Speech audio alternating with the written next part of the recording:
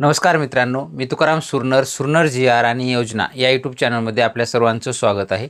आजच्या व्हिडिओमध्ये एक अत्यंत महत्त्वाची माहिती आपण पाहण्याचा प्रयत्न करणार आहोत. तो म्हणजे अनेक दिवसांपासून जर पाहिलं तर कृषी यांत्रिकरण योजनेमधील जे कुणाचे मोका तपासणी झाल्यानंतर सुद्धा त्यांचं अनुदान खात्यामध्ये पडलेलं नाही आहे. का तो जी आर काय सविस्तर आपण पाहणार आहोत. पाहू शकताय की 23 जानेवारी 2026 रोजी हा जी आर निघालेला आहे. 2025-26 मध्ये राज्य पुरस्कृत कृषी यांत्रिकीकरण योजना राबवण्यासाठी 50 कोटी इतका निधी वितरित करण्यासाठी मान्यता देण्यात आलेली आहे.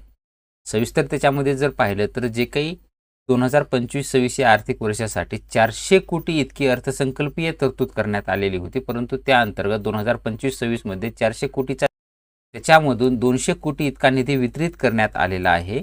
आणि त्यानंतर जर पाहिलं तर 2025-26 मध्ये जे काही 200 कोटी उर्वरित राहिलेला निधी होता तो शासनाला देण्याची विनंती केलेली होती आणि त्याच अनुषंगानं त्याच्या मान्यतेनुसार 50 कोटी इतका निधी मंजूर करण्यात आलेला आहे. आणखी 150 कोटी निधी हा मंजूर करून देण्यात येणार आहे नंतरच्या ह्याच्यामध्ये, परंतु सद्यस्थितीला 50 कोटी इतका निधी जर पाहिलं तर देण्यात आलेला आहे. त्याच्यामध्ये अशा पद्धतीनं ज्यांचे कुणाचे अर्ज वगैरे होते त्याची आता पात्रता वगैरे अनुदानाची रक्कम असेल ती थेट जे काही लाभार्थी असतील त्यांच्या डीबीटी प्रणालीद्वारे त्यांच्या आधार संलग्न असलेल्या बँक खात्यावरती ही जमा केली जाणार आहे.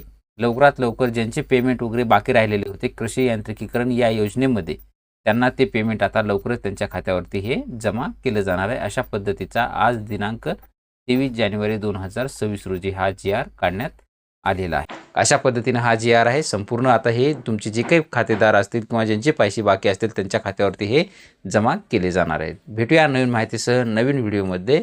धन्यवाद.